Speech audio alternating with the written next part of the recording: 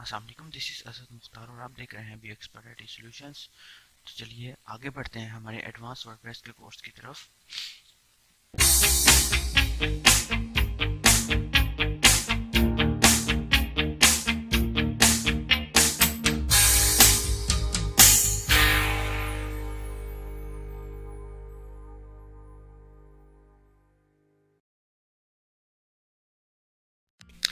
तो last time हमने देखा था कि किस तरह वर्डप्रेस को इंस्टॉल किया जाता है, कुछ विजेट्स पढ़े थे, कुछ प्लगइन्स पढ़े थे और वर्डप्रेस की कंप्लीट डिटेल्स पढ़ी। तो अब हम थोड़े एडवांस लेवल पर आते हैं और देखते हैं कि अभी मेरे पास एक थीम है जो कि मैंने बाय किया हुआ है जिसका नाम है पोटो।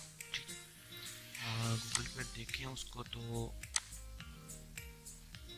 पोटो वर्डप्रेस थीम, तो ये है एक। ठीक है, अगर आपको चाहिए होगा आप मुझसे ले लीजिएगा। तो बाय यूजिंग दिस थीम हम एक ऑनलाइन स्टोर भी बनाएंगे। ठीक है, मीन्स के हमारा स्किल ऐसा होना चाहिए कि हम एक ही थीम को मल्टीपर्पज़ के लिए यूज़ कर सकें। तो ऐसा करेंगे कि हम इसी थीम को यूज़ करते हुए एक ऑनलाइन स्टोर बना लेंगे, एक प्रोफाइल साइट बना सकेंगे, एक कमर्शियल साइट भी बनाएंगे। तो बाय यूजिंग दिस थीम सबसे पहले हम स्टोर बनाते हैं, ठीक है ना, और इसी को थीम को यूज़ करते हुए हम बाकी चीज़ें भी बनाएंगे और सेम यही प्रोसीजर होगा, जस्ट थीम चेंज होगा। ठीक, आप कोई भी कैसी भी साइट बना सकते हैं, लेकिन ज़रूरी ये देखना है कि क्या वो थीम आपकी फंक्शनैलिटी को या आपकी रिक्वायरमेंट्स को कंप्लीट करता है। जैसे फॉर एग्जांपल अब वो कॉमर्स प्लगइन है, वो कॉमर्स प्लगइन है, उसको हम किसी तरह भी किसी भी थीम में यूज़ कर सकते हैं। लेकिन प्रॉब्लम वहाँ ये होती है कि साइट की लुक में प्रॉब्लम आ जाती है, हमारी पूरी जो वेब एप्लीकेशन चल रही होती है उसकी लुक में प्रॉब्लम आ जाती है, रिस्पॉन्सिव नहीं रहता। क्योंकि प्लगइन ने तो अपना काम करना ही करना है, लेकिन वो चीज़ रिस्पॉन्सिव नहीं रहती तो फिर प्रॉब्लम होती है। एनीवे स्टार्ट करते हैं हम। तो मेरे पास ऑलरेडी एक वर्डप्रेस डाउनलोडेड है। ठीक है, मैं यहाँ से बनाता हूँ क्योंकि हम एक शॉपिंग साइट बना रहे हैं और अगर ये शॉपिंग साइट किसी को चाहिए होगी, ठीक है, तो मैं आपको ये भी दे दूँगा। एनीवेज यहाँ मैं एक नई डेटाबेस बनाता हूँ, डेटाबेस का नाम भी शॉप रखते हैं। उसके बाद हम एक लोगो भी बनाएंगे, ठीक है, जिसका नाम भी हम शॉप रखेंगे और एक कंप्लीट प्रोसीजर से लेकर चलेंगे। तो एनीवे स्टार्ट करते हैं, आगे चलते हैं। ये हमारी खुल गई माई एसक्यूएल में जाके मैं एक न्यू डेटाबेस बना लेता हूँ और उसका नाम मैं रख देता हूँ शॉप।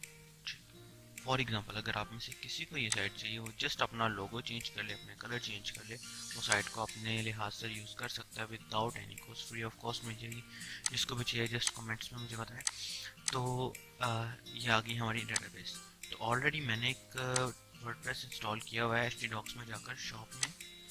तो मैं यहाँ भी जाता हूँ, लोकल होस्ट, ठीक हो गया, local host slash shop. Shop पे जब आया तो यहाँ वर्डप्रेस की सेटअप कॉन्फ़िगरेशन फाइल होगी। ठीक है, मुझे इंग्लिश में चाहिए, हम वर्डप्रेस को काफ़ी सारी लैंग्वेजेस में यूज़ कर सकते हैं। जैसे मैंने एक साइट बनाई थी कुछ दिन पहले, मैं आपको दिखा दूँ, ये मैंने उर्दू लैंग्वेज में बनाई थी। ठीक है, कंप्लीट एप्लीकेशन भी बोल सकते हैं और ये सारी की सारी उर्दू लैंग्वेज में चल रही है। ये मैंने ही बनाई है, तकरीबन 1-2 माह हो गए ये मेरे हाथों से बनी थी। सो एनीवेज यहाँ से मैं इंग्लिश पे क्लिक करता हूँ। ठीक हो गया, आगे चलते हैं।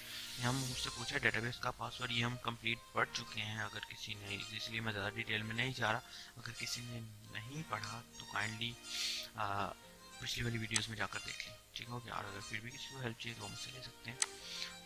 शॉप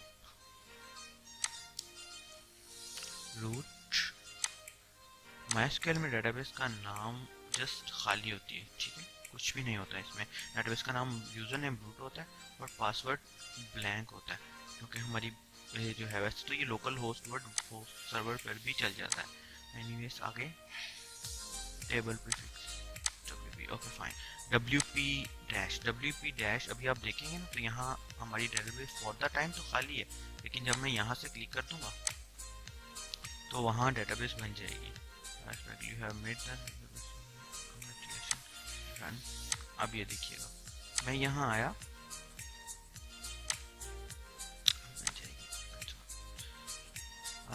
यहाँ मैं साइट का भी नाम रख देता हूँ शॉप। ठीक है, इसका यूजर नेम भी मैं रख देता हूँ शॉप, इसका पासवर्ड भी मैं आसानी के लिए शॉप रख देता हूँ।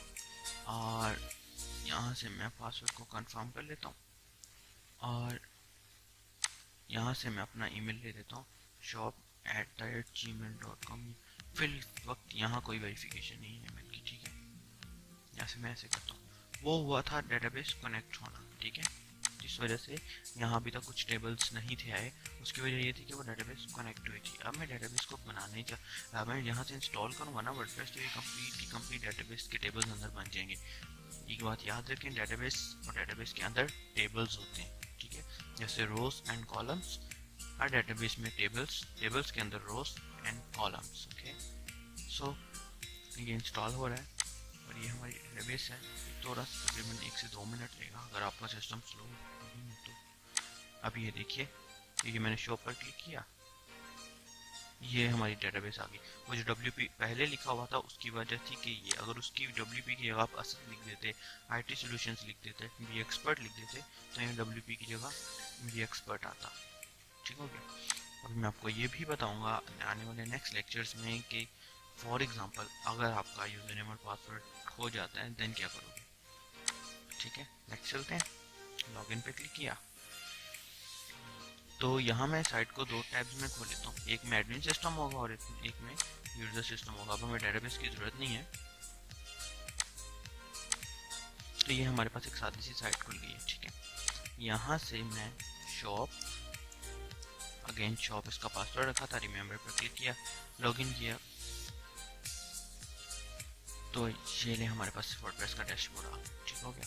तो यहाँ जब मैंने वर्डप्रेस का डैशबोर्ड ओपन कर लिया है तो यहाँ मेरे पास कुछ ऑलरेडी प्लगइन्स आए होंगे जिसको हमें ज़रूरत नहीं होती इसकी, तो इसलिए मैं इनको अनइंस्टॉल हमेशा कर देता हूँ। ना भी करें तो कोई फ़र्क नहीं पड़ता, लेकिन एक कलारे से इंसान बच जाता है। तो मैं इसको अनइंस्टॉल कर दिया, तो ये भी हो गया। आप प्लगइन्स को बाय क्लिकिंग ऑन दिस सारे के सारे को भी अनइंस्टॉल कर सकते हैं, डिलीट कर सकते हैं।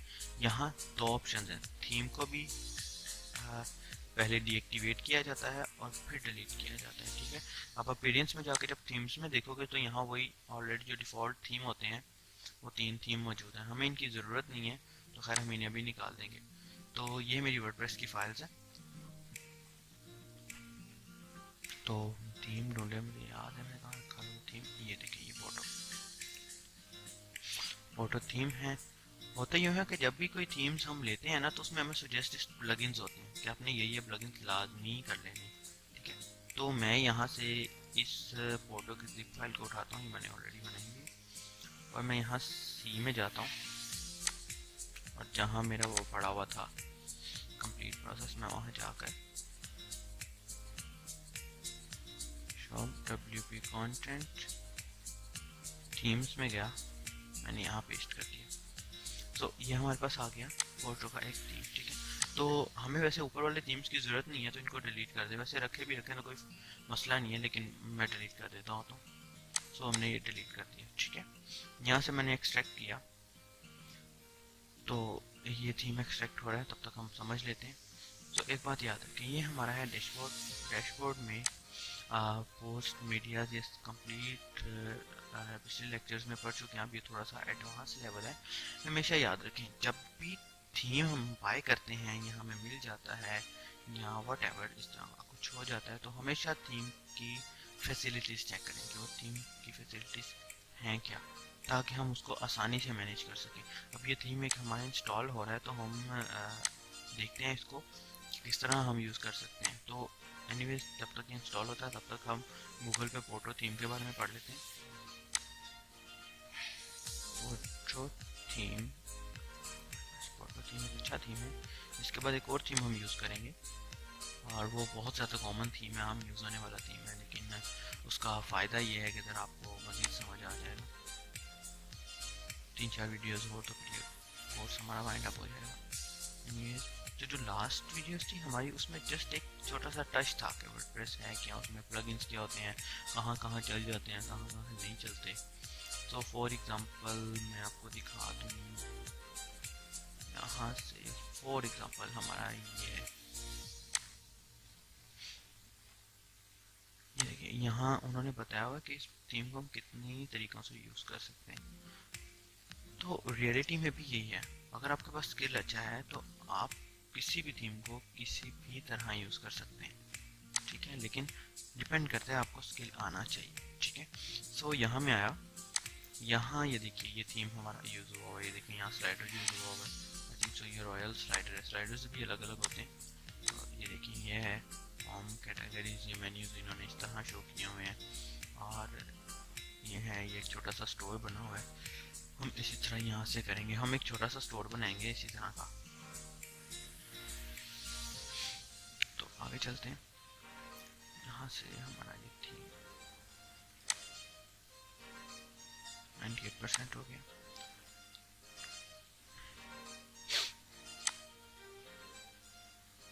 अच्छा, ये देखिए ये छोटे छोटे रिव्यूज हैं, ये एक रिव्यूज का भी एक अलग से प्लगइन है जो कि हमने लास्ट टाइम देखा था।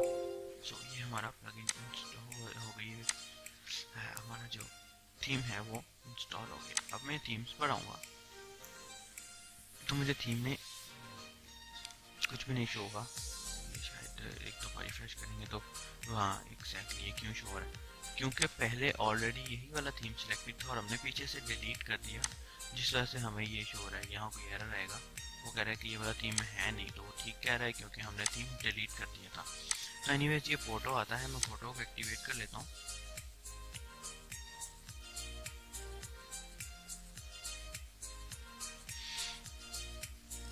ये एक्टिवेट हो रहा है,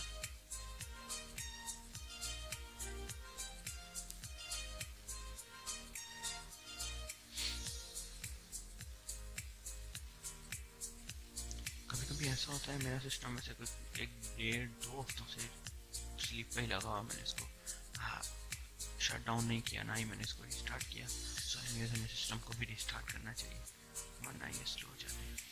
तो ये हमारा थीम हो गया एक्टिवेट। तो जब भी सबसे पहले थीम इंस्टॉल करें ना, जब भी सबसे पहले थीम इंस्टॉल करें तो उसमें हमें देखना चाहिए कि इसके अंदर फैसिलिटीज़ उन्होंने क्या क्या प्रोवाइड की हुई, कि इसमें थीम ऑप्शंस हैं या इसमें थीम ऑप्शंस नहीं है या वट एवर। देखो अब कुछ दिन पहले मैंने एक थीम इंस्टॉल किया था, ठीक है, कुछ दिन पहले मैंने एक थीम इंस्टॉल किया था, तो उसमें थीम ऑप्शंस मौजूद नहीं थी, लेकिन वो पेड था, लेकिन सस्ता थीम होगा या पुराना थीम होगा, हमारे पास पुराना पड़ा हुआ था, जिस वजह से मैंने इसको इंस्टॉल कर लिया। तो अब देखें, अब ये मैंने जैसे अभी थीम इंस्टॉल किया तो वो थीम का एक अलग से पोर्शन बन गया और वो सामने हमारे आ गया। सो हम यहाँ से स्टार्ट करते हैं आगे। ये आपको डिटेल इतनी खास पढ़ने की ज़रूरत नहीं है, हमारे काम की है तो सही, लेकिन अभी ज़रूरत नहीं है इसे पढ़ने की।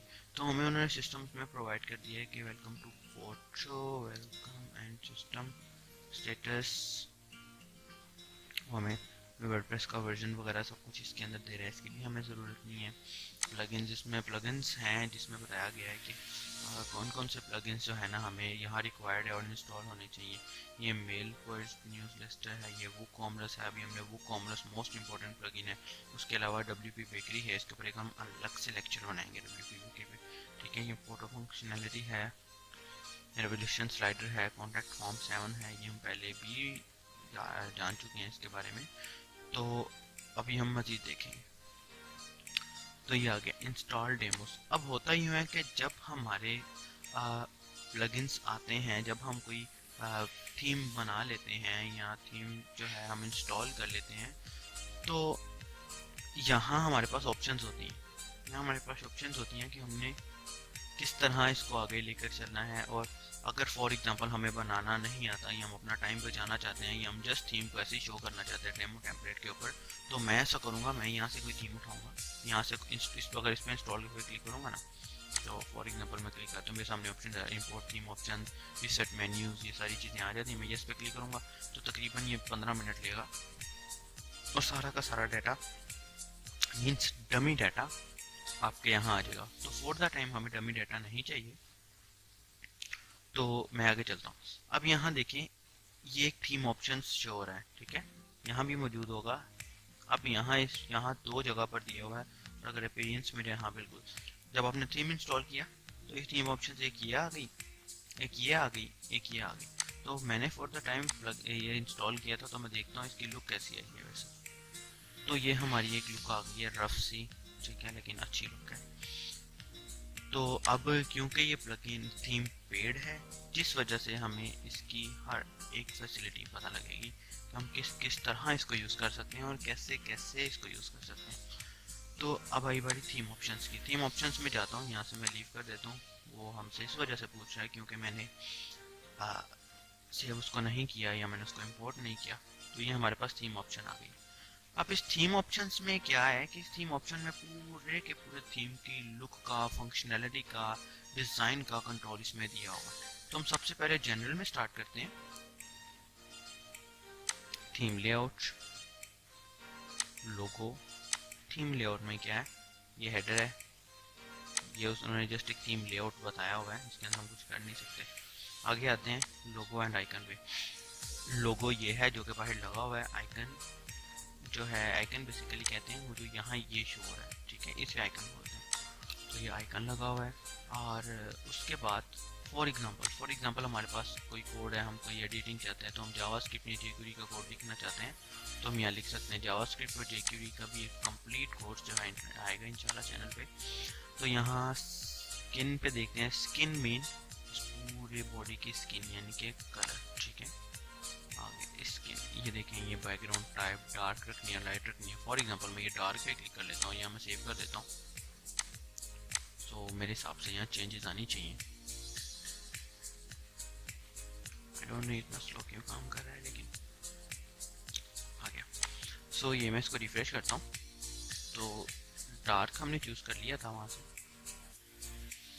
कोई फ़र्क नहीं पड़ा यार। कभी कभी ना ये जो क्रोम, ये जो गूगल क्रोम है ना, इसमें कैशे का बहुत प्रॉब्लम है। इसमें कैशे का बहुत प्रॉब्लम, कभी दफ़ा ऐसा होता है कि हमने जो चीज़ कर दी होती है लेकिन यहाँ हमारे पास इंस्टॉल ही नहीं हुई होती है, मीन हमारे पास एप्लीकेबल ही नहीं होती, वटेवर। तो आगे चलते हैं, ठीक है। ये हो गई डिफ़ॉल्ट CSS, ट्रॉफी, बैकग्राउंड।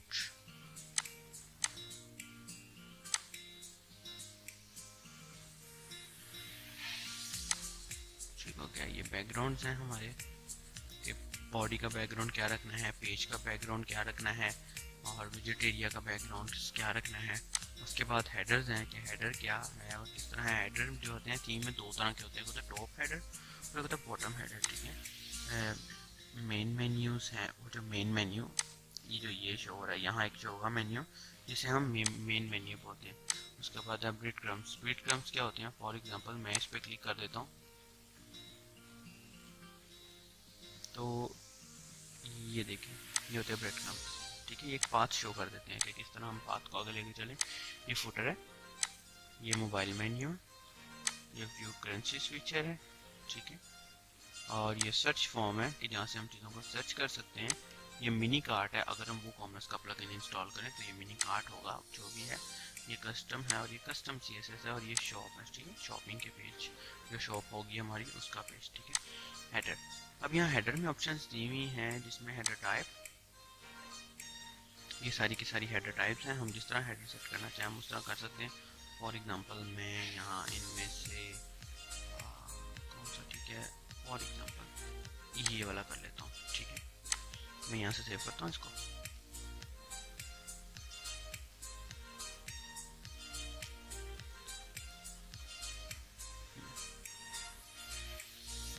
यहाँ से मैं सेव करता हूँ।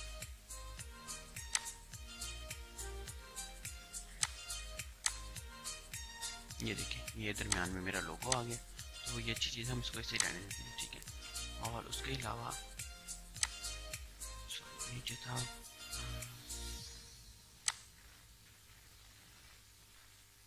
हम यहाँ थे हेडर पे, ठीक है। हेडर की टाइप आ गई, व्यू करेंसी स्विचर आ गया, सोशल लिंक्स आ गए। अगर हम यस कर देते हैं तो यहाँ सोशल मीडिया के लिंक्स हम दे सकते हैं जितने हम चाहें। और यहाँ कई थीम्स में ऐसा होता है कि अगर हम लिंक दे देते हैं, फॉर एग्जांपल मैं फेसबुक का लिंक दे देता हूँ तो मेरे वहाँ फेसबुक का आइकन शो नहीं लगेगा। अगर मैं नहीं देता तो वो नहीं होगा। लेकिन कई थीम्स में ऐसा होता है, जैसे मैंने आपको वो दिखाई अभी, सब खबर.com जो उर्दू वाली साइट थी, उसमें क्या था, उसमें वो लिंक शो नहीं होते थे। फिर मैंने क्या किया, मैं कस्टम कोड में गया, वहाँ से मैंने उनको रिमूव कर दिया, ठीक है। लेकिन ऐसा करना ज़रा ख़तरा होता है, ख़तरा जिसे कह लो, बाद में ज़रूरत पड़ जाए, हमें ना पता हो थीम का कोड कैसा था तो फिर हम कहाँ से लाएंगे। तो ये स्टिकी हेडर से मीन्स ये है कि फॉर एग्जांपल हमारा ये मैं ऐसे लेकर जा रहा हूँ, तो यहाँ हमें हेडर नज़र नहीं आ रहा, और अगर मैं स्टिकी हेडर ऑन कर देता हूँ तो ये चीज़ हमें यहाँ नज़र आएगी। फॉर एग्जांपल स्टिकी हेडर है, एनेबल शो लोगो, शो मिनी कार्ट। इस वक्त तो हमने कार्ट की ऑप्शन नहीं ऑन की, इसको ऑफ कर देते हैं। इसको चेंज होना चाहिए, वरना आगे देखेंगे कोई मसला नहीं।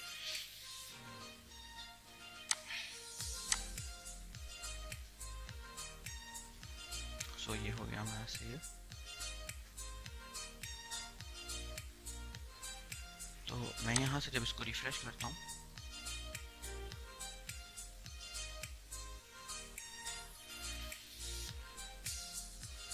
ये देखिए एक बटन है, मैं इसको ऐसे करता हूँ, मुझे सबसे ऊपर ले जाता है।